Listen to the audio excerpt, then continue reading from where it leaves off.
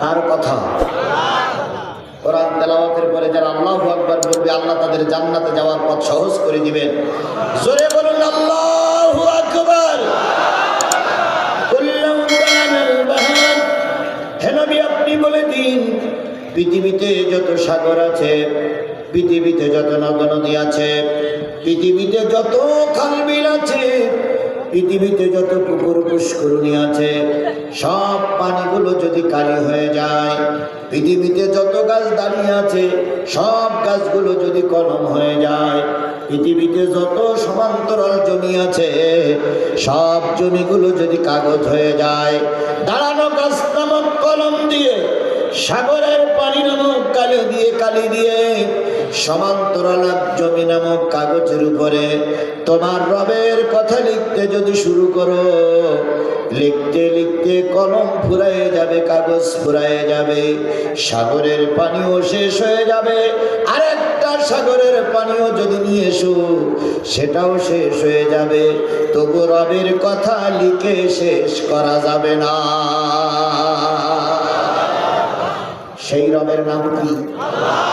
আরেকটু জোরে বলেন তো, সেই রবের নাম কি?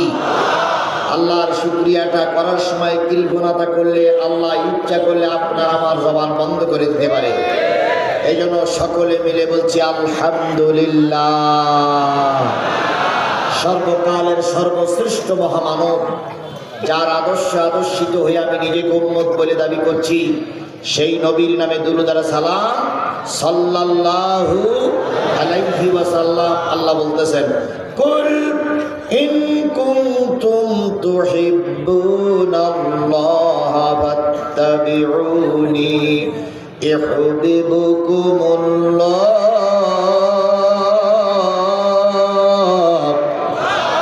ওয়া ইয়াগফির লাকুম যুনুবাকুম আল্লাহু গফুরুর রহিম। হে নবী আপনি বলে দিন, ইন কুনতুম তুহিব্বুনাল্লাহ, তোমরা যদি আল্লাহরে ভালোবাসতে চাও, ফাত্তাবিউনি, আমি নবী আমার ইত্তেবা করো, অনুসরণ করো, আমার ইত্তেবা আমার অনুসরণ করতে যদি পারো, ইয়াগফির লাকুম যুনুবাকুম, জীবনের সব গুনাহগুলো মাফ হয়ে যাবে। তাহলে নবীর অনুসরণ করলে জীবনের সব গুনাহগুলো মাফ করে দিবেন। কে বলেছেন? আরেকটু জোরে বলুন তো, কে বলেছেন? এবার এই বেলতলী ঈদগার মুসলমানেরা বলুন তো, নবীর ভালোবাসা আমার দিলের ভিতরে বেশি না নেতা নেত্রীর ভালোবাসা আমার দিলের ভিতরে বেশি? বুঝে শুনিয়ে বলেন, কার ভালোবাসা আমার দিলে বেশি? আমার তো বিশ্বাস হয় না। যদি বলেন কেন, আল্লাহর নবী বিশ্ব নবী কথা বলেন, সেই নবীর বিরুদ্ধে বিষাদগার করলে কিছু ইমানদার মানুষ ময়দানের নামে ইমানের তাড়নায়, কথা বলেন ঠিক না ঠিক? আর ইমানের তাড়নায় ময়দানে নামলে অতীতের 15-15.5 বছর যারা ক্ষমতায় ছিল তাদের নির্দেশে ইমানদার মানুষদেরকে গুলি করে লাশ পথে ফেলানো হয়েছে। কথা কি একটু বাড়াই বললাম? আরো জোরে বলেন, বাড়াই বললাম। পক্ষান্তরে ওদের ভাষায় জাতির পিতার নাম হলো বঙ্গবন্ধু মরহুম প্রেসিডেন্ট মুজিবুর রহমান। কথা বলেন ঠিক না বেঠিক? এই মুজিবারের বিরুদ্ধে কেউ কথা বললে, মুজিবারের ছবি অবমাননা করলে, মরহুম প্রেসিডেন্ট মুজিবুর রহমানের বিরুদ্ধে কেউ কোনো কুশব্দ করলে রাষ্ট্রদ্রোহ মামলা হয়, তাকে বিনা বিচারে 3 বছরের জেল খাটা লাগে। নবীর বিরুদ্ধে একসাথে গেলে রাষ্ট্রীয় মর্যাদা পায়, আর মুজিবারের বিরুদ্ধে কথা বললে জেল খাটা লাগে।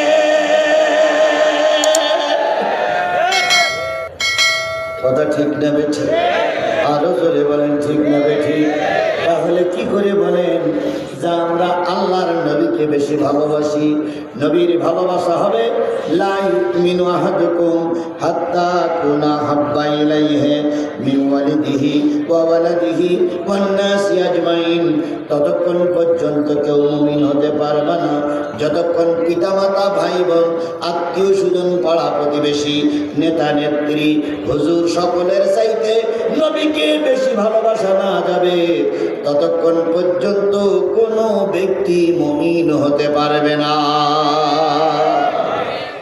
কেন নবীকে এত ভালোবাসা লাগবে বলুন তো? নবীর চাইতে দরদি মানুষ আর পৃথিবীতে কেউ ছিল? আল্লাহর নবী যখন পৃথিবীতে আসলেন, নবী আসে হযরত আমিনার পেট থেকে দুনিয়ায় নামলেন। যেই ঘরে আল্লাহর নবী জন্ম নিয়েছিলেন সেই ঘরের ছাদ ছিল না। আমিনা বলেছেন, রাতের অন্ধকারে আমি ঘরের ভিতরে শুয়ে শুয়ে আকাশের তারা গুনতাম, কখন চন্দ্র উদয় হয় কখন অস্তমিত যায় আমি ঘরের ভিতরে শুয়ে শুয়ে দেখতে পেতাম। তাহলে আল্লাহর নবী এমন একটা ঘরে আসলেন যেই ঘরের কোনো ছাদ ছিল না, যেই ঘরের কোনো ছাউনি ছিল না। নবীজি পৃথিবীতে নামলেন, চারিদিক সংবাদ হয়ে গেল আব্দুল্লাহর বেটা আমিনার পেট থেকে একটা সন্তান এসেছে। উম্মে হানি চলে আসলেন, তখনও সবে সাদেক হয়নি, তখনও সূর্য উদয় হয়নি। উম্মে হানি বললেন, আমি ঘরের ভিতরে ঢুকে দেখলাম নবীজি ভূত হয়ে শুয়ে আছে। আমি নবীকে সোজা করে দিলাম, দিয়ে দেখলাম এটা দুনিয়ার কোনো মানুষ নয়, এটা আকাশের পূর্ণিমার চাঁদ। উম্মে হানি বলেন, আমি নবীকে যখন সোজা করে শোয়াই দিলাম দেখলাম নবীর ঠোঁটটা বিড়ি বিড়ি বিড়ি বিড়ি করে নড়তেছে, নবীর ঠোঁটটা নড়তেছে। আমি ওই নবীকে কোলে তুলে কানের কাছে মুখটা লাগালাম, কি যে বলে কিছুই বোঝা যায় না। নবী যখন একটু বড় হলেন, উম্মে হানি তখনও বেঁচে ছিলেন। তিনি জিজ্ঞেস করলেন, ভাতিজা জন্মের পরে তুমি কি বলেছিলে? তোমার মুখ নড়েছিল।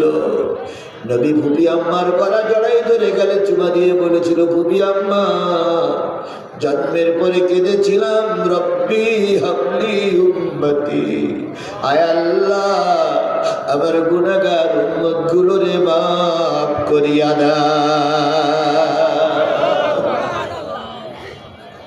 তাহলে নবীজি কাঁদলেন কাদের জন্য? আবার 63 বছর কর্মজীবন শেষ করে আল্লাহ নবী যখন মৃত্যু শয্যায় শায়িত হলেন, সকলের কাছে বিদায় নেওয়া হলো। আত্মীয় স্বজন সবার কাছ থেকে বিদায় নিলেন, জিব্রাইলের কাছ থেকেও বিদায় নিলেন। আজরাইল আলাইহিস সালাম যখন নবীর জান কবজ করার জন্য বুকের উপরে হাতখানা দিলেন, আল্লাহর নবী হাতখানা ধরে বলতেছেন, আজরাইল মনে হচ্ছে পৃথিবীর সবচেয়ে ভারী পাথরটা তুমি আমার বুকের উপরে চাপিয়েছ। এত বড় বিশাল ভারের পাহাড়ের ভার যদি আমার উম্মতের বুকের উপরে করে চাপাও, হয়তো আমার উম্মতেরা ঈমান নিয়ে মরতে পারবে না। তোমার হাতখানা ধরে বলি, আমার উম্মতের উপরে এত চাপ দিও না। আসমান থেকে আল্লাহ রাব্বুল আলামিন সালাম দিয়ে বললেন, নবী তুমি তোমার কর্মজীবন শেষ করেছে, চলে এসো। তোমার উম্মতের দায়িত্ব আমি আল্লাহ নিজে হাতে নিয়ে নিলাম। তাহলে জন্মের পরে কাঁদলেন কাদের জন্য? মৃত্যুর সময় কাঁদতেছেন কাদের জন্য? এবার আল্লাহর নবী মদিনায় শুয়ে আছেন। আমি 2-3 বার রাসূলের রওজায় সালাম করার সুযোগ পেয়েছি। ও আমার সাথী, এই অক্টোবরও আমি উমরা করে এসেছি, ওই দিকে আমার যাবার বিষয় নয়। নবী কিয়ামতের দিন সবার আগে রোজে মহাশরের ময়দানে উঠবে। নবীকে সবার আগে উঠানো হবে, নবী সবার আগে মাথা উঁচু করে দেখবে। রোজে মহাশরের ময়দানে কেউ নাই, সমস্ত ময়দান ফাঁকা। আল্লাহর নবী মাথাটা নিচু করে আবার কবরে শুয়ে পড়বে। জিবরিল আমিন বলবেন দোস্ত মাথা উঠা।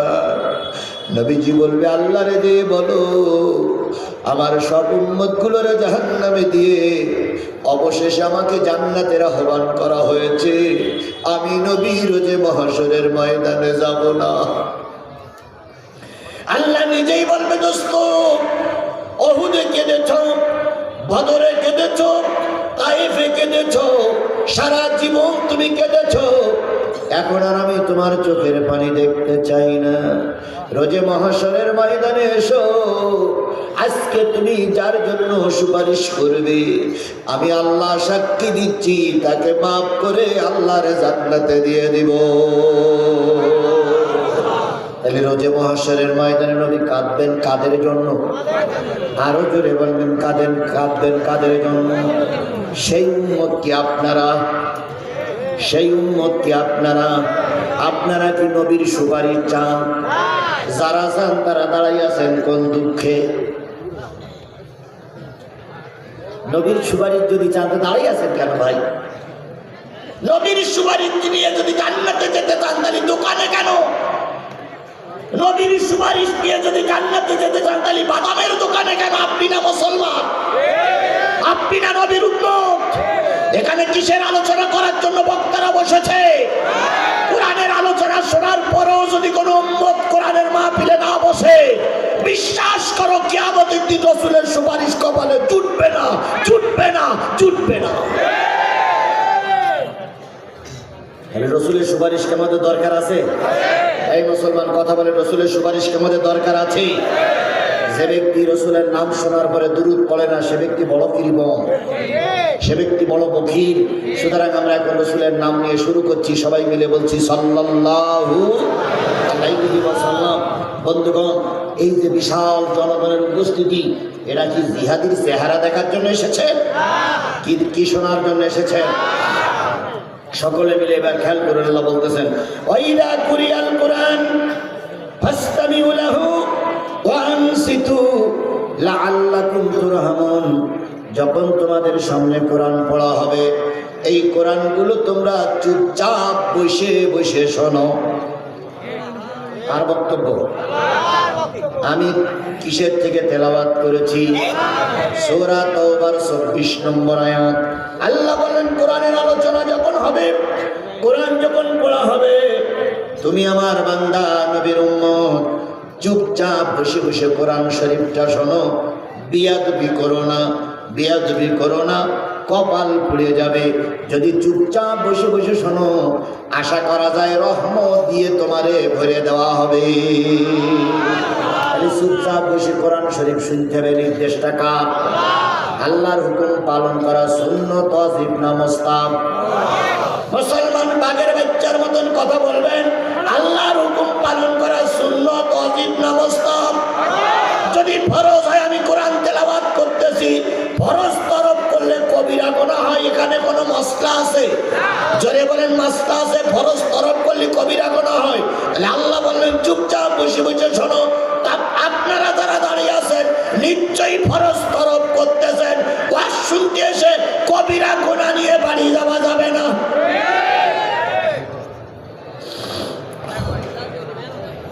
যেটার লোকগুলো মনে শুনতে পাননি, ডাইন পাশে অনেক জায়গায় পড়ে আছে, আবার গোষ্ঠী বলে চলে যায়, এক মহাজালা।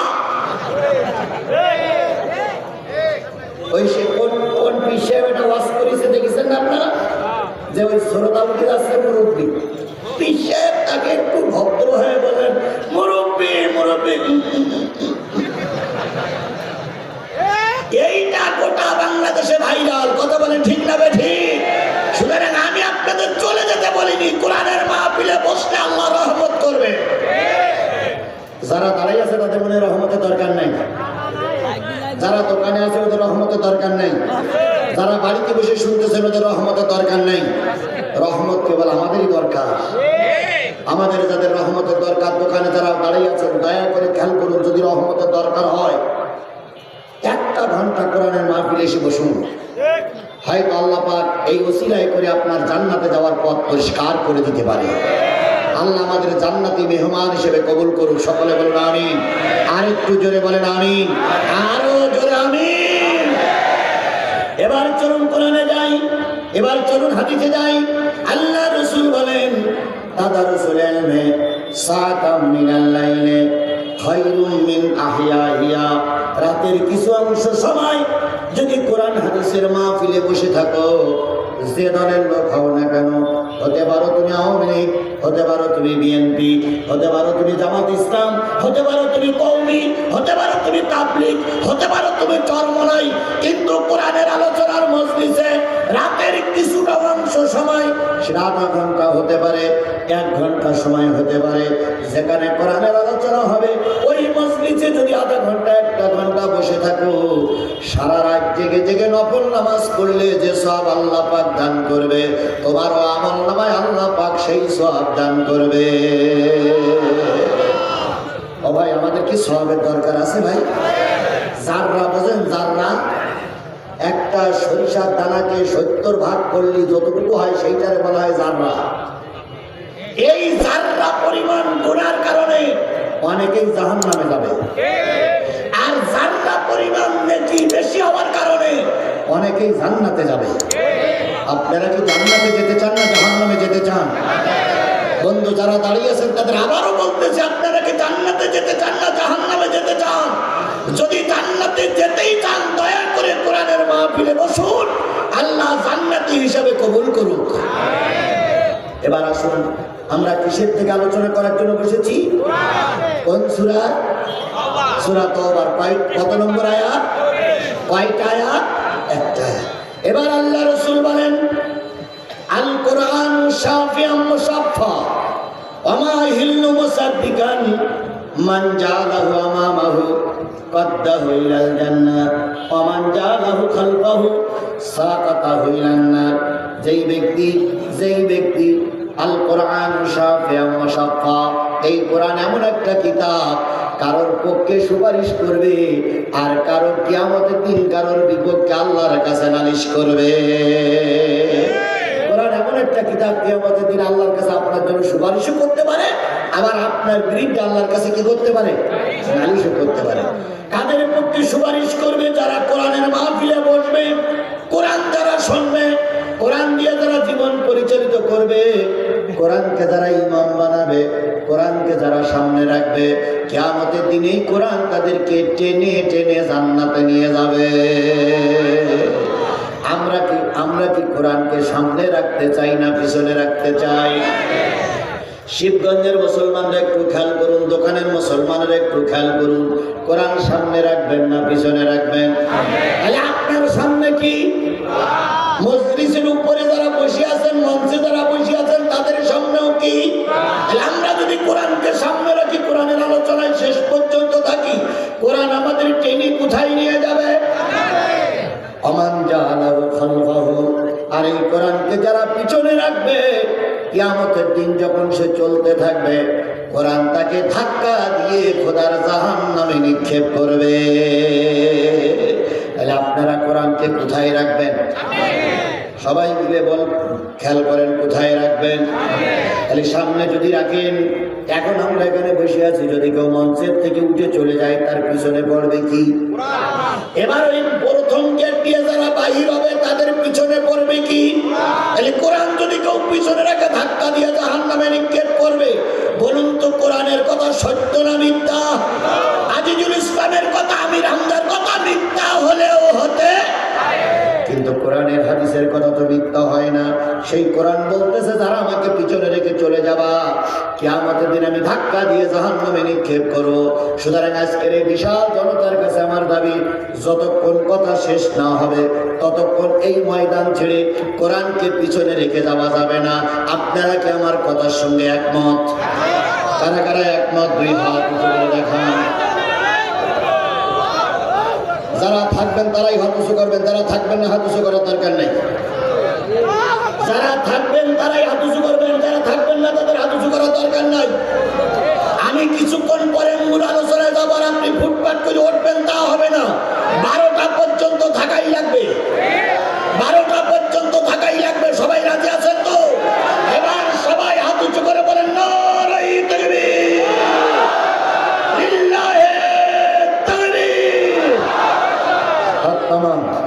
আচ্ছা, আপনার পাশে কোন লোকটা হাত উঁচু করেনি সেই লোকটা উঁচু করে দেখানি, হুজুর এই লোকটা হাত উঁচু করেনি, সেই লোকটা ধরেন তো উঁচু করে। তাহলে সবাই হাত উঁচু করেছে না? কিসের জন্য? আমরা কি শুনবো আর আমি কি বলবো? আপনি ওদা করেছেন, আমি ওদা করেছি, আমার চেয়ারম্যান ওদা করিস। যদি ওদা খেলাপ কেউ করি কি হবো?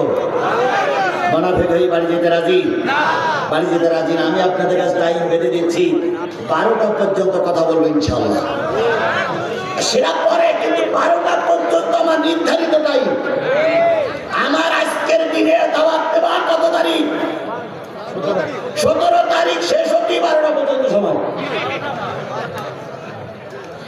আর পরে 12টার পরে গেলে কোন তারিখ? আমি 18 তারিখে দাওয়াত দেইনি তো ভাই। সুতরাং আমার নির্ধারিত দিন পর্যন্ত আপনার থাকা লাগবে। আপনি এসেছেন 17 তারিখের মাহফিল শুনতে, কথা বলেন ঠিক না? ঠিক। 17 তারিখ পর্যন্ত থাকা লাগবে। তারপরে যদি 2-5 মিনিট কম বেশি হয় সেটা নিজেরা আলোচনা করে ভাগ বাটোয়ারা করবো। তবুও 12টার আগে কেউ ময়দান ছেড়ে দেব। সমাধান চাও যদি জীবনে মরণে, ফিরে চাও ফিরে চাও, খুঁজে নাও চোখ রাখো কোরআনে। সমাধান চাও যদি জীবনে মরণে, ফিরে চাও খুঁজে নাও চোখ রাখো কোরআনে। এ বাণী সকলের নয়, শুধু মুমিনের, যারাই চলবে মেনে ফল পাবে কোরআনের। ঘরে বলো কিংবা রাষ্ট্রে বলো, অশান্তি দূর করে শান্তি আনে। সমাধান, ও সমাধান চাও যদি জীবনে মরণে, ফিরে যাও খুঁজে নাও চোখ রাখো কোরআনে। وقال الذين كفروا لا تسمعوا لهذا القرآن। কাফেরেরা বলে এই কোরআন যেন তোমরা শুনো না। কারা বলে? আরো জোরে বলে। এ জাতীয় কাফের আমাদের বাংলাদেশে এখন আছে কিনা জানি না, কিন্তু 100 দিন আগে ছিল। আজকে ডাক্তার মোহাম্মদ ইউনূস 3 মাস 10 দিন ক্ষমতা, পরে তিনি 100 দিনের মাথায় ভাষণ দিয়েছে জাতির উদ্দেশ্যে। 100 দিন আগে এমনও কাফের মুশরিক ছিল, আল্লাহর কোরআনের আলোচনা করতে দিত না। আর শুধু বলতো খেলা হবে, খেলা হবে, খেলা হবে।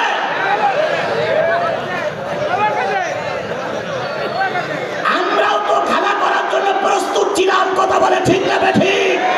অথচ ওরা আমাদের খেলা করতে দেয়নি। আমরা খেলা করতে তৈরি ছিলাম না? শেখ হাসিনা পালাই যাক, এটা আমরা চাইনি। আমরা চাইছিলাম সুষ্ঠু একটা নির্বাচন হোক, গণতান্ত্রিক পদ্ধতিতে নির্বাচন হয়ে জনগণ যারে পাস করাবে সেই ক্ষমতায় যা। আমরা চাইছিলাম আপনি দেখে দেশে থাকুন, সুষ্ঠু নির্বাচন হোক। আল্লাহ বলল তোমরা চাইলে সুষ্ঠু নির্বাচন, ওই নির্বাচনের পথ বন্ধ করার জন্য বিএনপির নামে মামলা দিয়েছে, ওই নির্বাচন বন্ধ করার জন্য জামাত ইসলামের নামে মামলা দিয়েছে, ওই নির্বাচন বন্ধ করার জন্য আল্লামা সাঈদীর জানাজা পড়তে দেয় নাই, ওই নির্বাচন বন্ধ করার জন্য সাঈদীর জানাজা বন্ধ করেছিল। আর আমি আল্লাহ বাসায় লাথি মেরে ভারতে তলিয়ে দিয়েছি।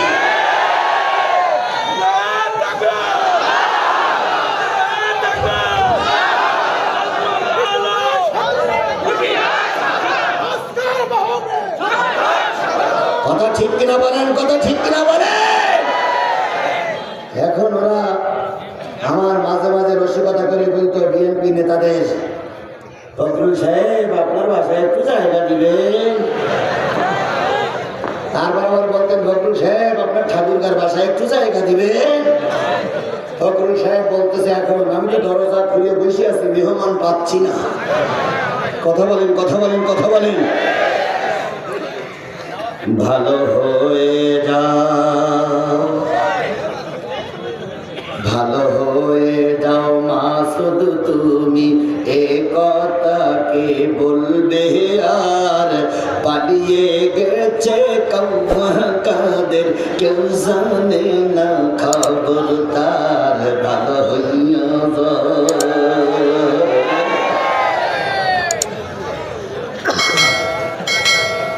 ঠিক আছে ঠিক আছে ঠিক আছে ফকরুল সাহেব আপনার বাসায় কৌয়া কাদের গেছেননি ঠাকুর গায়ের বাসায় আপনি থাকতে তাহলে দেশনি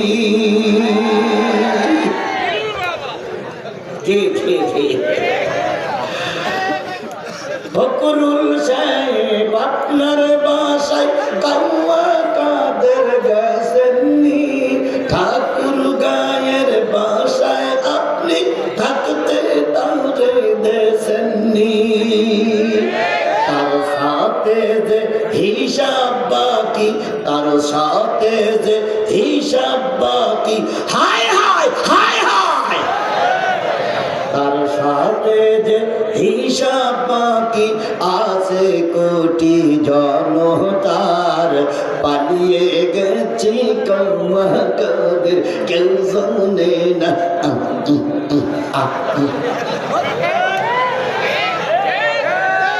কথা বলেন কথা বলেন কথা বলেন আল্লাহ সব জিনিস সহ্য করে অহংকার সহ্য করে না কথা বলে ঠিক না ঠিক এরা বারবার বলছে 41 সাল তারপর মাঝে মাঝে বলছে 71 সাল আপনারা এখন পালিয়ে গেলেন কেন আসুন খেলা হবে খেলা হবে খেলা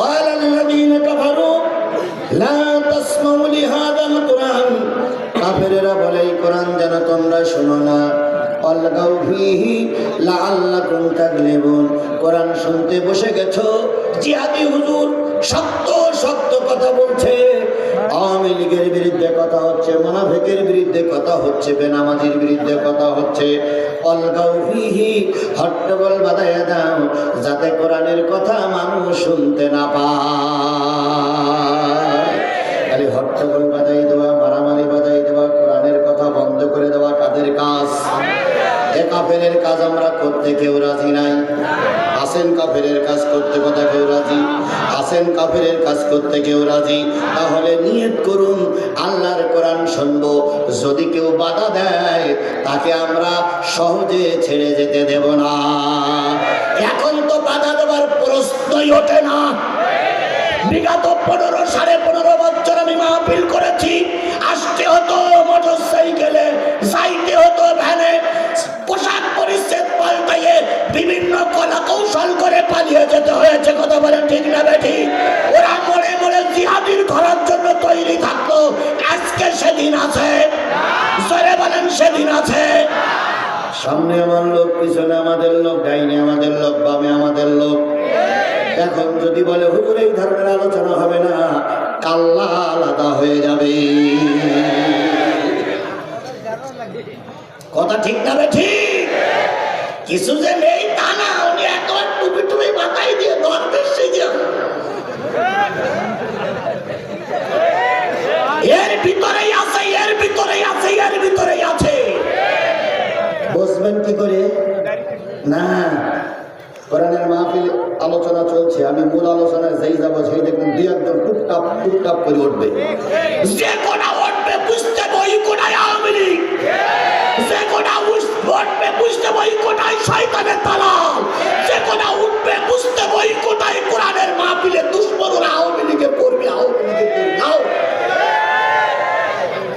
যে না উঠবে তার ইতিহাস খুঁজে নেবেন ওর বাপ দাদা 14 গোষ্ঠী ওই দলের লোক এইবার ঠিক পাবেন যে কারা কারা ওঠে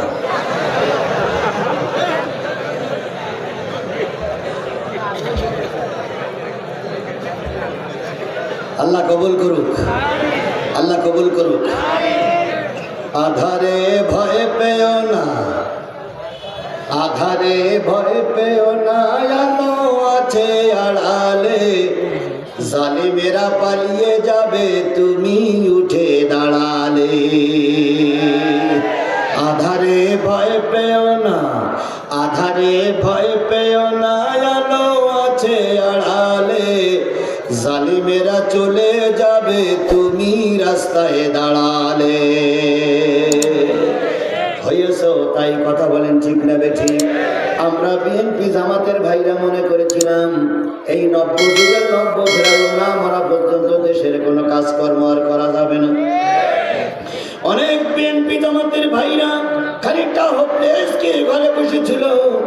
যখনই আমরা ময়দান ছেড়ে দেওয়ার নিয়ত করলাম, আল্লাহ পাক তখন কোথা থেকে একদল আবাবিল পাখির মতন ছোট্ট ছোট্ট বাচ্চাদের রাজপথে নামাইয়ে দিল। বিশ্ববিদ্যালয় পড়ুয়া ছাত্র, হাই স্কুল পড়ুয়া ছাত্র, মাদ্রাসায় পড়ুয়া ছাত্র, প্রাইমারি স্কুল পাস করা ছাত্ররা, ছোট্ট ছোট্ট মাসুম বাচ্চারা মায়ের কোল থেকে ছুটে আসলো রাজপথে, মিছিল করলো সংস্কারের পক্ষে। এক পর্যায়ে এই নব্য যুগের ফেরাউন ময়দান ছেড়ে পালিয়ে যেতে বাধ্য হয়েছে। সুতরাং আমরা টার্গেট নিয়েছি 18 কোটি মানুষের হৃদয়ে যতক্ষণ পর্যন্ত শক্তি সমর্থ আছে, এই 3.5 কোটির ভিতরে যতক্ষণ রুহু থাকবে ততক্ষণ এই বাংলার মাটিতে ওই স্বৈরাচারদের আর মাথা উঁচু করতে দেওয়া হবে না।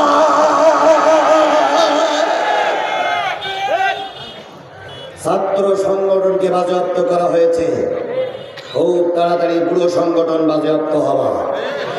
যে ট্রাইব্যুনালে আল্লামা সাঈদীর বিচার হয়েছিল, যে ট্রাইব্যুনাল আব্দুল কাদের মোল্লার বিচার হয়েছিল, যে ট্রাইব্যুনাল আল্লামা সাঈদীর বিচার জামাত নেতৃবৃন্দ বিএনপি নেতৃবৃন্দের বিচার হয়েছিল, সেই ট্রাইব্যুনালে নতুন করে সাজানো হয়েছে। ওই ট্রাইব্যুনালে শেখ হাসিনার বিচার করে বাংলার জনগণ ফাঁসি কার্যকর করে ছাড়বেই ছাড়বেই ছাড়বেই ছাড়বেই।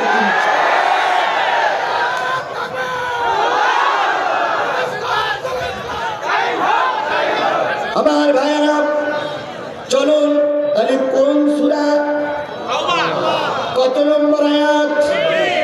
24 তওবা।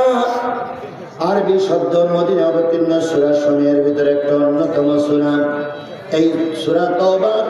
এই সূরা তওবার 129টা আয়াত, 16টি রুকু, 129টা আয়াতের ভিতর থেকে আমাদের আলোচনাকৃত আয়াত হলো একটা।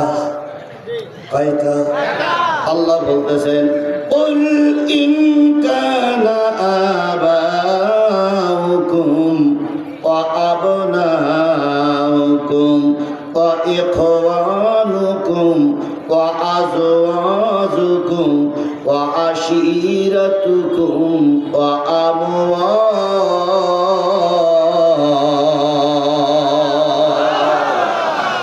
হে নবী আপনি বলুন, ধর্মের কাজ যদি করতে যাও, ধর্মের কাজে বাধা হতে পারে তোমাদের পিতারা। কারা বাধা হতে পারে? পিতারা বাধা হতে পারে। এরপর আল্লাহ বললেন পিতারা শুধু বাধা হয় না, সন্তানেরাও বাধা হতে পারে। শুধু সন্তানেরা বাধা হয় না, ভাইয়ের কাজে ভাই বাধা হতে পারে। শুধু ভাই বাধা হয় না, স্বামীর কাজে স্ত্রীও বাধা হতে পারে। শুধু স্ত্রী বাধা হয়ে ক্ষান্ত হয় না, আশিরাতুকুম তোমাদের দল, তোমাদের গোত্র, তোমাদের সমাজ, তোমাদের বংশ, তোমাদের কাজে বাধা হতে পারে। তাহলে কয়টা বাধার কথা আল্লাহ বললেন? 5টা। 1 নম্বর বাধা কে? বাবা। 2 নম্বর বাধা কে? সন্তান। 3 নম্বর বাধা কে? ভাই। 4 নম্বর বাধা কে? স্ত্রী। 5 নম্বর বাধা হলো নিজের বংশ বা গোত্র, সর্দার বংশ, মোড়ল বংশ, গাজী বংশ। এইরকম অনেক বংশের লোক ধর্মের কাজে বাধা হতে পারে। আল্লাহর কথাটা সত্য না মিথ্যা? আরো জোরে বলেন, আল্লাহর কথা সত্য না মিথ্যা? আজ আমরা দেখি ছেলে দিনের কাজ করে, ছেলে সংস্কার আন্দোলনের পক্ষে, বাবা আছে কালো কোট পরে। বাবা কয় খবরদার, শিবগঞ্জের মাটিতে মিছিল করতে যাবি না, তাহলে আমার চাকরি চলে যাবে। তাহলে বাবার চাকরির জন্য ছেলেকে ময়দানে নামতে দেয় না, এমন বাবা আমার এই সমাজে আছে না নাই? আপনার শিবগঞ্জে আছে না নাই? আমার ভালোই মনে আছে শিবগঞ্জের মাটিতে একবার মাহফিল করে যাওয়ার পর পরবর্তী মাহফিল আমার করতে দেবে না, তাই শিবগঞ্জের মাটিতে কিছু যুবক আমার বিরুদ্ধে মিছিল বের করেছিল। সেই যুবকদের বলি, ও যুবক, তুমি আজিজুল ইসলাম জিহাদির বিরুদ্ধে মিছিল করোনি, তুমি স্বয়ং আল্লাহর কোরআনের বিরুদ্ধে মিছিল করেছ। কারণ আমি কি শিবগঞ্জে নির্বাচন করতে চেয়েছিলাম? আমি কি শিবগঞ্জের এমপি অথবা চেয়ারম্যান হতে চেয়েছি? আমার চেয়ারম্যান হবে আব্দুল গফুর ভাই। আগেও চেয়ারম্যান ছিল, এবারও যেন আল্লাহ মুখ উজ্জ্বল করে ফুলের মালা পরে যেন আমাদের মাঝে আসার তৌফিক দান করে। এনারাই হবে নেতা।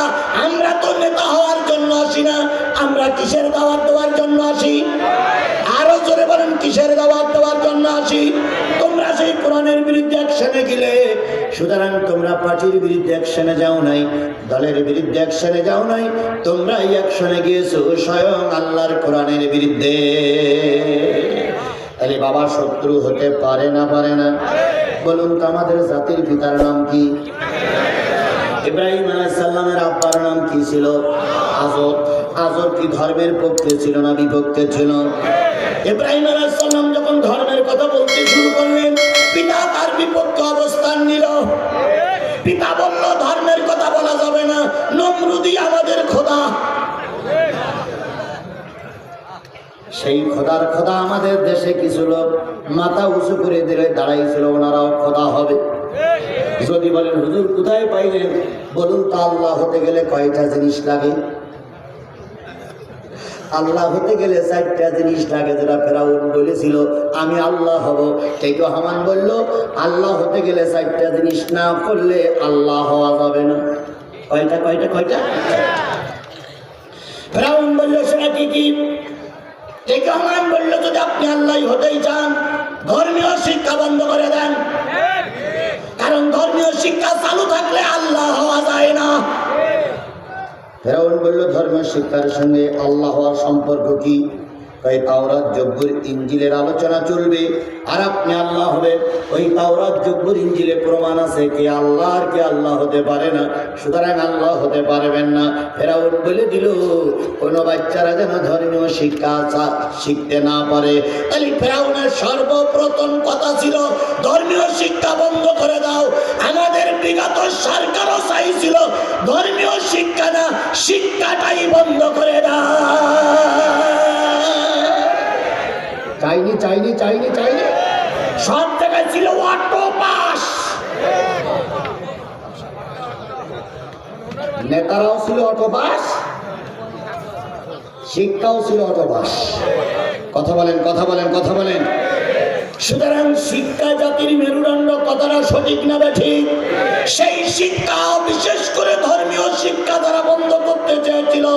এরাই চাইছিল ফেরাউনের সুন্নাত চালু করতে। যারা ফেরাউনের সুন্নাত চালু করার জন্য ধর্মীয় শিক্ষা বন্ধ করতে চেয়েছিল, এরা ফেরাউনের গোষ্ঠী, এরা মুসলমানের গোষ্ঠী হতে পারে না। ধর্মীয় শিক্ষা বইটি দেবতার ছবি, ইসলাম ধর্ম শিক্ষা বইটি কিসের ছবি? দেবতার ছবি। আর আমাদের দেশের প্রধানমন্ত্রী উনি হইল রাবেয়া বসরির ছোট বোন। উনি মাঝে মাঝে যেই বলতেন নামাজ ছাড়া সকালবেলা আমার আর কিছু ভালো লাগে না। আর নেতা কর্মীরা বলতেন আমাদের প্রধানমন্ত্রী এত নামাজি যে সকালবেলা উঠির পর যায় নামাজ খোঁজে। তারপরে কি বলে, কোরআন তেলাওয়াত করে আমাদের প্রধানমন্ত্রী কাজ শুরু করে। ও বাবা, ওদের বাগ বাগানি দেখে মনে করতাম কথাটা মনে হয় সত্য, কিন্তু যেদিন গণভবন দখল করা হলো, দখল করে সমস্ত কিছু পাওয়া গেল, যায় নামাজ আর কোরআন শরীফ খুঁজে পাওয়া গেল না। তাহলে ওরা যে মিথ্যাবাদী, এর ভিতরে কোনো সন্দেহ ছিল না। এবার যায় নামাজ আর কোরআন শরীফ গেল কই? আওয়ামী লীগের নেতা কর্মীদের ফোন করা হলো, যায় নামাজ আর কোরআন শরীফ গেল কই? ওনারা বলে দিল আমাদের প্রধানমন্ত্রী এত আল্লাহওয়ালা, যাওয়ার সময় যায় নামাজার কোরআন শরীফ বগল দাওয়াই করে নিয়ে চলে গেছে। এই দুটো জিনিস উনি এত ভালোবাসে যে বগল দাওয়াই করে নিয়ে চলে গেছে। আসলে ভণ্ড, আসলে ভণ্ড, আসলে ভণ্ড। এরা নামাজ পড়তো কিনা আল্লাহই ভালো জানে। 80 বছর বয়সের একজন বুড়ি মানুষ যদি মদের বোতল পাওয়া যায়, মুরব্বী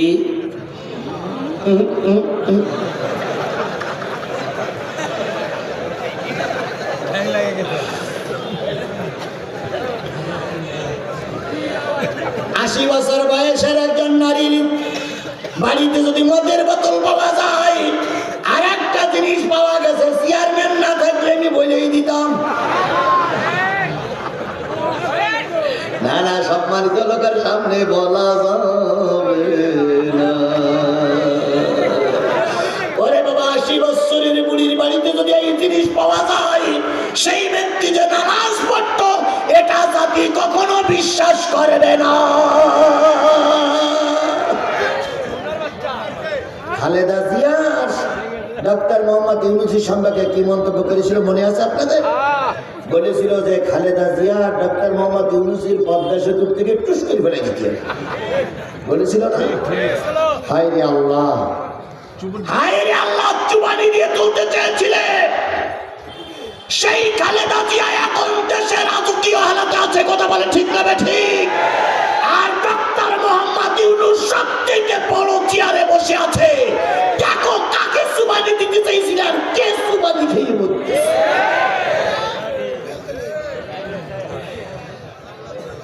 আল্লাহর কি খেলা! যে আইনমন্ত্রী একটা কলমের খোসায় আব্দুল আলিম জেল খাটলো, যে আইনমন্ত্রীর একটা কলমের খোসায় সালাউদ্দিন কাদের চৌধুরীকে ফাঁসিতে ঝুলানো হলো, যে আইনমন্ত্রীর একটা কলমের খোসায় আল্লামা সাঈদী 13টা বছর জেল খাটলেন, সেই আইনমন্ত্রীর এখন মাজায় দড়ি বেঁধে কালো হেলমেট পরে গরুর মতন টানতেছে, কোটে ওঠ, কোটে ওঠ, কোটে ওঠ, কোটে ওঠ। কি কথা বলেন, কথা বলেন, কথা বলেন! এ খেলা কার? যে স্পষ্ট করে শিবগঞ্জের মুসলমানরা বলুন তো, এ খেলা কার? সেই আল্লাহ আজও আছে না নাই? কিসের অহংকারী দেখাও তুমি, কিসের গর্ব করো? যাদেরকে পুলিশ সেলুট দিত তারা এখন পুলিশ বুট জুতো দিয়ে লাগ করছে।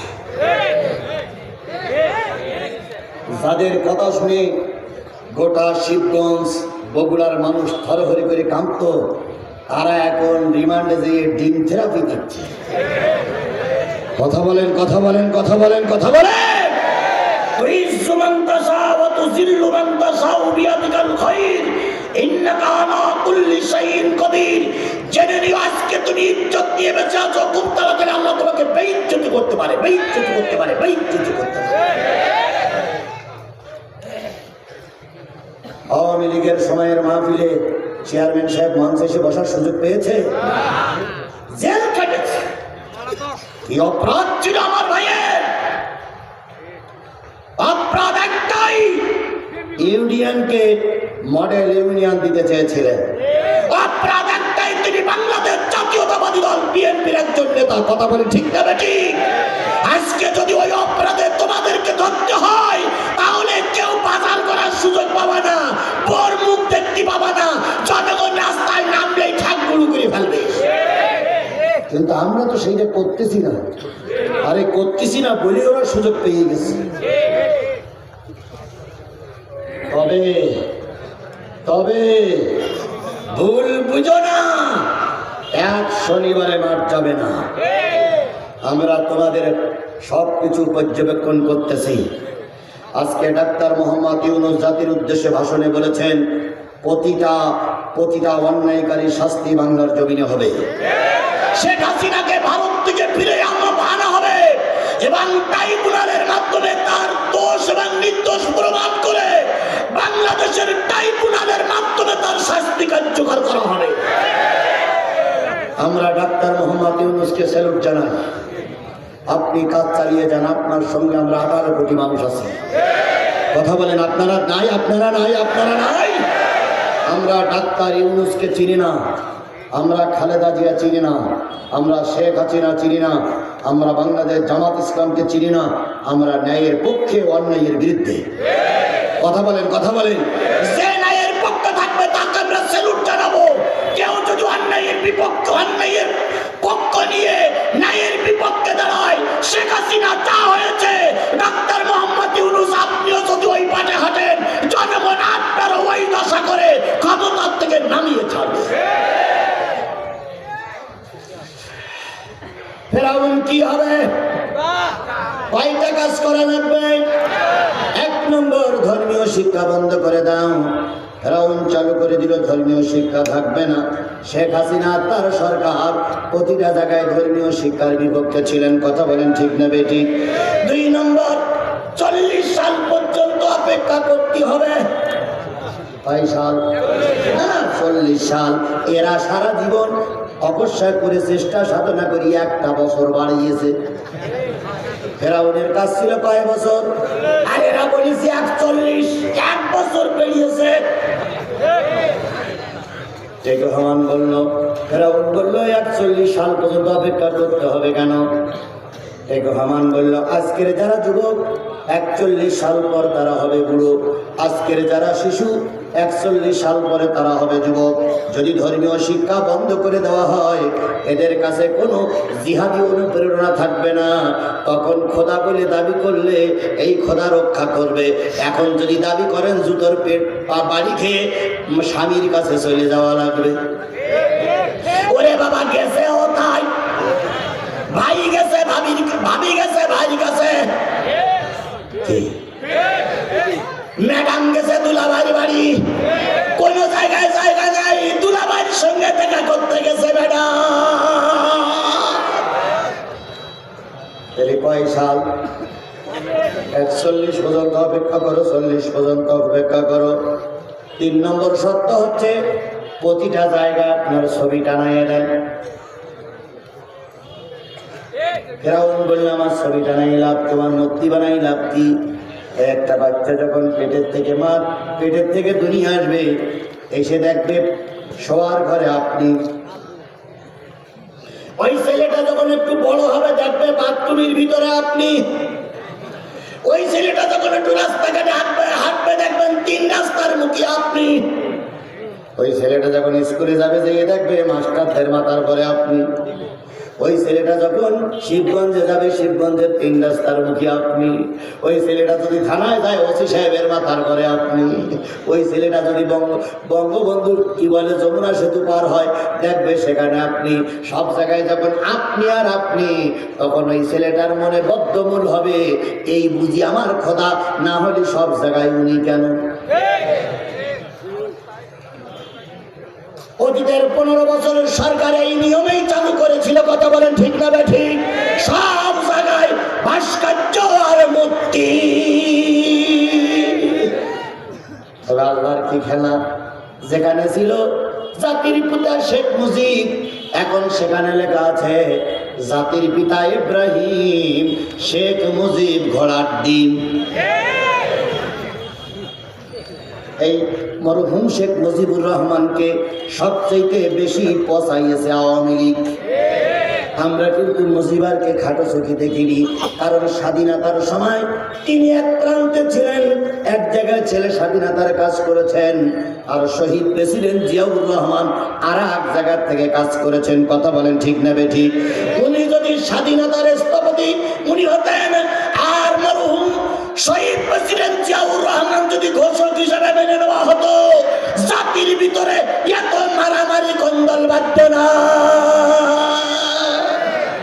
চেয়ারম্যান সাহেব বলেন, কিন্তু নিজেরা সব খাতি যাইয়ে এখন আমও গেছে, সালাও গেছে। এভাবে আল্লাহ পাক শিক্ষা দেয়। এবার ফেরাউন বলল, তাহলে তো 3টে হইল, আর একটা কি? এবার এই রহমান বলল, 40 বছর পরে বলবো। কেন এখন বলা যাবে না? কয় না, এখন বললে হবে না। তো 40 বছর পার হয়ে যাওয়ার পরে ফেরাউন বলি, এবার বল। ওই আপনার স্ত্রী আসিয়া যদি আপনারা আল্লাহ বলে মানে, তাহলে আমরা মানব।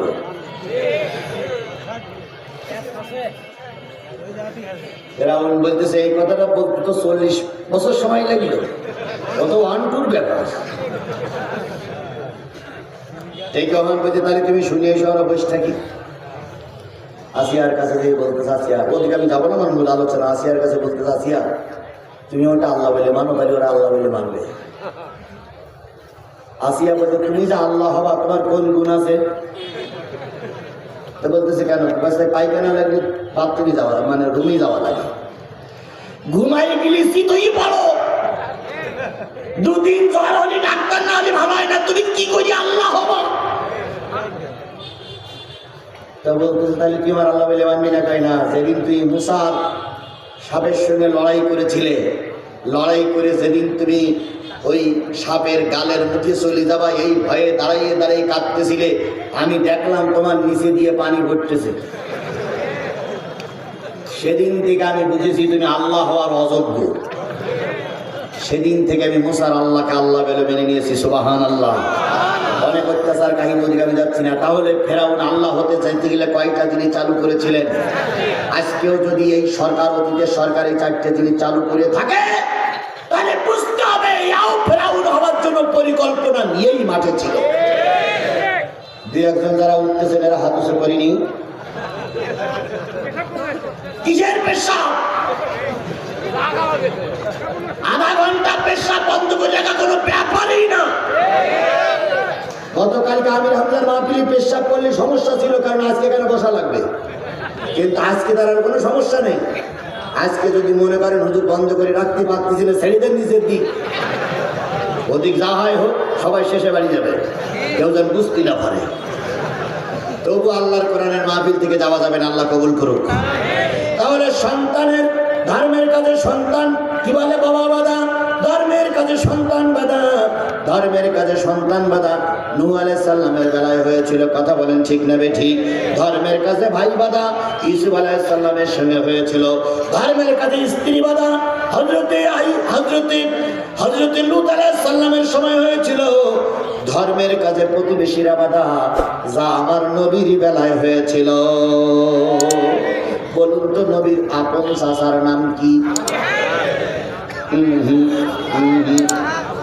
না, তাব্বাত ইয়াদা আবি লাহাবিন ওয়া তাব্বা।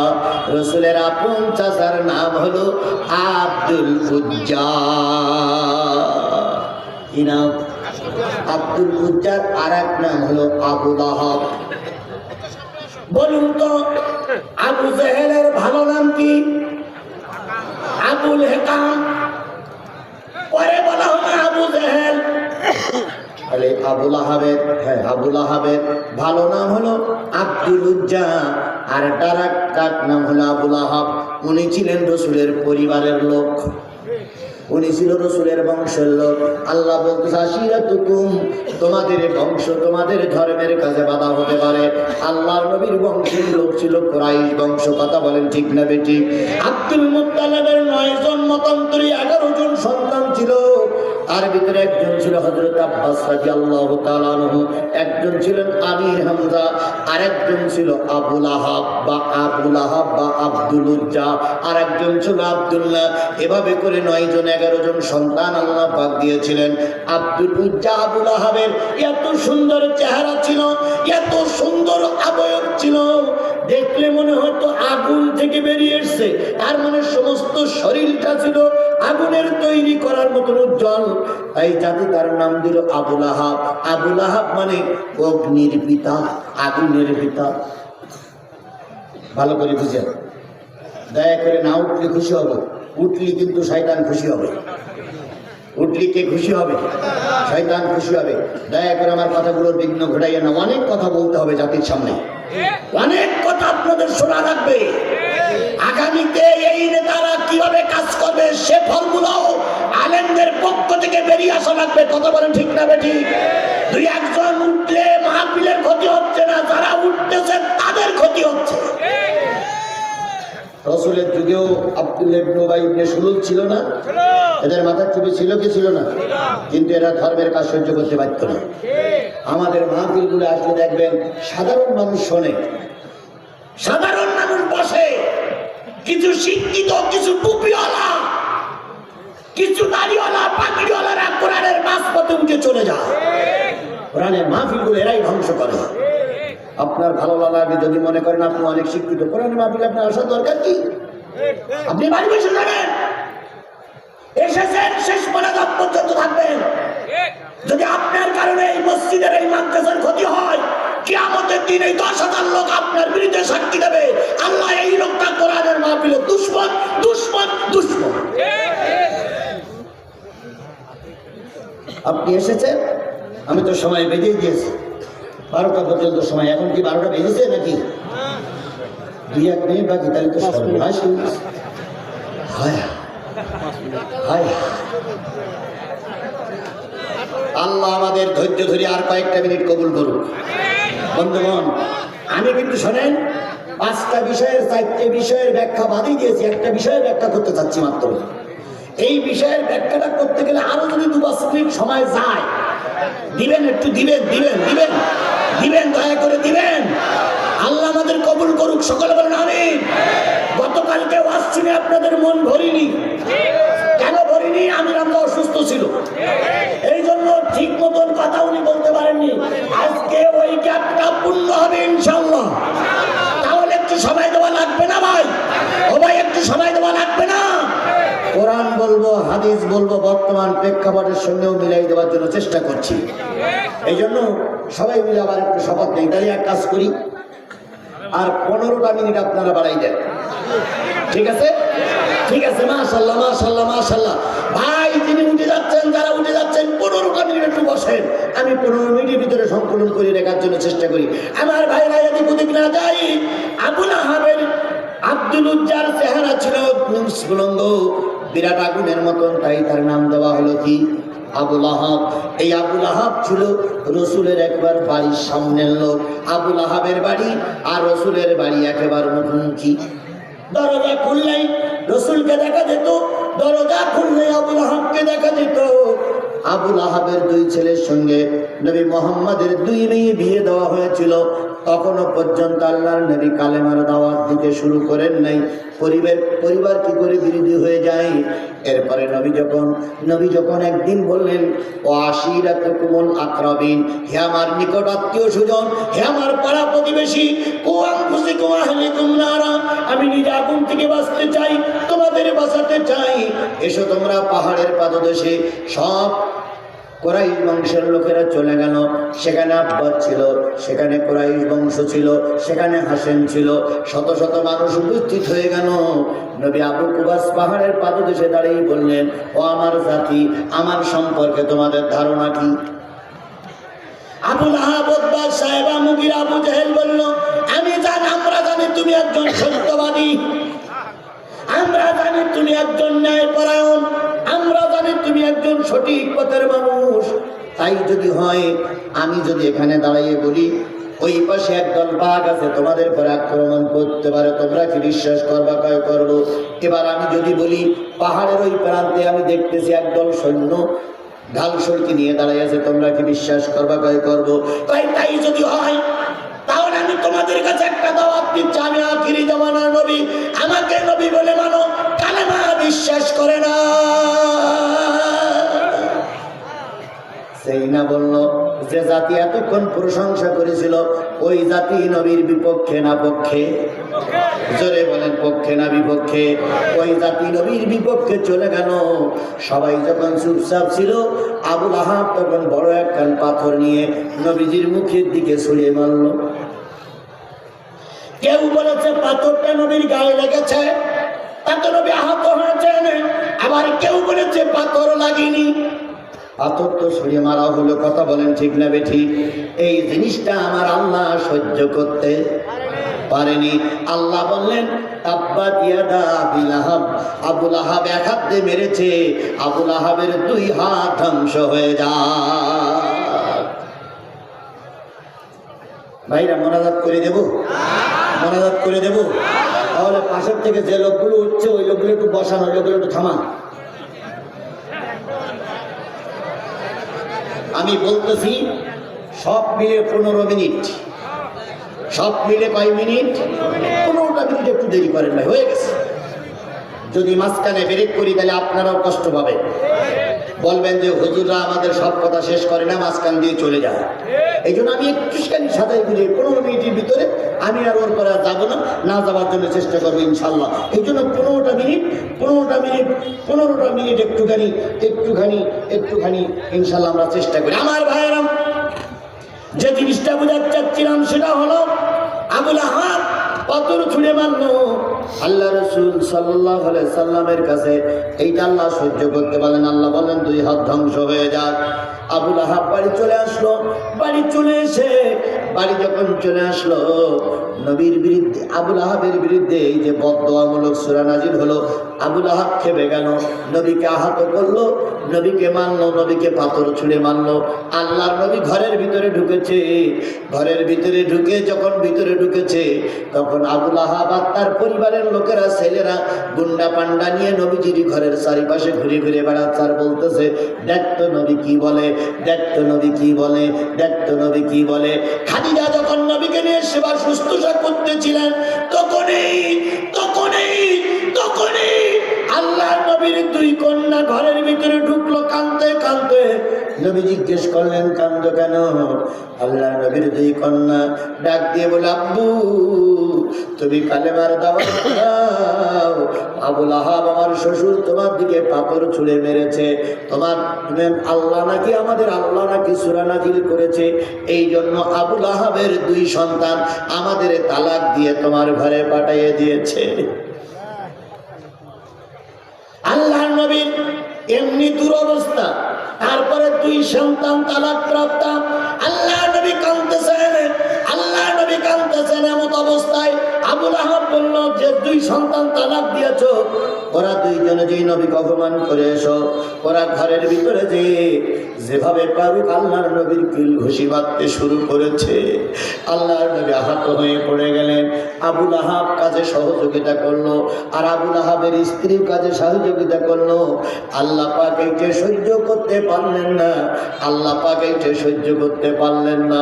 ওরা যখন চলে আসলো, নবী তখন দোয়া করতেছে, আল্লাহ তোমার নবীকে যে বা যাহা রক্তাক্ত করেছে তাদেরকে হিংস্র কুকুর দিয়ে ধ্বংস করে দাও।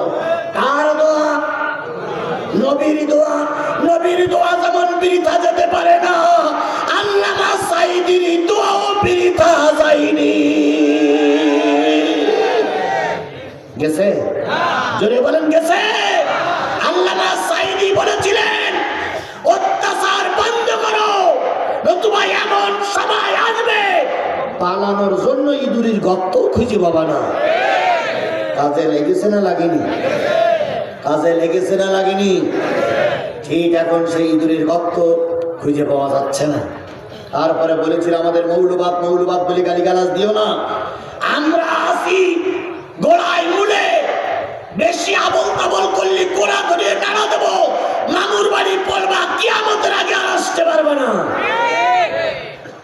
এখন ভারতের টকবগানি লেগেছে, পাকিস্তান একটা জাহাজ এসেছে আমাদের এই বাংলাদেশে। শুনেছেন আপনারা? শুনেছেন? অনেকেই শোনেন না, কারণ মিডিয়া জগতের লোক না তো আপনারা। পাকিস্তান থেকে একটা জাহাজ এসেছে, সেই জাহাজে খাদ্য পণ্যবাহী পেঁয়াজ আছে, লোহা লক্কর আছে। ভারত বলতেছে অস্ত্র নিয়েই গেছে, তার মানে ভারতের বাস্তবায়িকা হওয়া শুরু হয়েছে। বাংলাদেশ স্বাধীনের পর থেকে এরকম পণ্যবাহী জাহাজ আর পাকিস্তানের থেকে বাংলাদেশে কখনো আসেনি। এবার আসতে শুরু করেছে ভারত, এখন কান্নাকাটি শুরু করেছে। করবেই তো, কারণ গোটা বিশ্বের মুসলমানরা এক হওয়া দরকার। কথা বলেন। আজকে এখানে যারা কওমি হুজুর আছেন, আমি আপনাদের স্যালুট জানাই। যারা মসজিদের ইমাম আছেন তাদেরকে স্যালুট জানাই। যারা তাবলীগ চরমনাই হেফাজতের হুজুর আছেন তাদেরকে স্যালুট জানাই। সকলের কাছে দাবি, কোরআন প্রতিষ্ঠার জন্য আমাদের সবাইকে এক প্ল্যাটফর্মে আসা দরকার। না ঠিক? জামাত বিএনপি আন্দোলন করে শেখ হাসিনা তাড়ানো হয়েছে, এখন নিজেদের ভিতরে দ্বন্দ্ব সৃষ্টি করে শেখ হাসিনারে আর আমাদের দেশে আসতে দেওয়া হবে না, হবে না, হবে না। এই জন্য এখন জামাত বিএনপিকে এক প্ল্যাটফর্মে থাকা দরকার। কথা বলেন, কথা বলেন, কথা বলেন। বিএনপি আমার ভাই মামলা খেয়েছে, জামাত আমার ভাই মামলা খেয়েছে। বিএনপি আমার ভাই ব্যবসায় শেষ হয়েছে, জামাত আমার ভাই ধ্বংস হয়েছে। কথা বলেন ঠিক না বেঠিক? এই জন্য এখন জোটবদ্ধভাবে থাকতে হবে। উপরের কেন্দ্রের নির্দেশ যা আসে বিএনপি মানতে বাধ্য, জামাত ইসলামও মানতে বাধ্য। যদি আমরা না মানি তাহলে আমাদের ক্ষতি হবে। কথা বলেন, কথা বলেন, কথা বলেন। তাহলে আপনারা কি আমার সঙ্গে একমত? কোরআনের জন্য আমরা সবাই একজোট হয়ে থাকবো ইনশাআল্লাহ, ইনশাআল্লাহ। জি ভাই, আমি খেয়াল করতেছি আমরা কোরআনের জন্য একজোট হয়ে থাকবো ইনশাআল্লাহ। ভাই ভাই মোনাজাত করে দিতে হবে। কারণ হলো, আপনি বলেন আপনার পরিবার থেকে কোনো মানুষ কবরে যায়নি? এই যে 2-3 জন লোক উঠতেছেন, আপনাদের পরিবারের কোনো লোক কবরে নাই? কালকে বাদে 2-3 দিন পরে শুক্রবার, এই ভাই আমার আলোচনাটা করে শেষ হয়নি।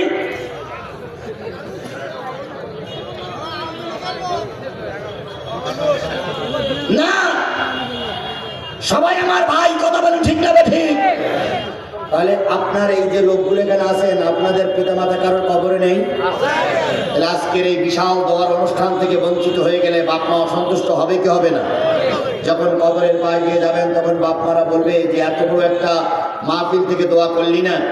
আমি স্পষ্ট করে বলতে পারি, আল্লাহ ভালো জানে, তবে আমার দোয়া আল্লাহ হয়তো ফিরাইয়ে দেবে না।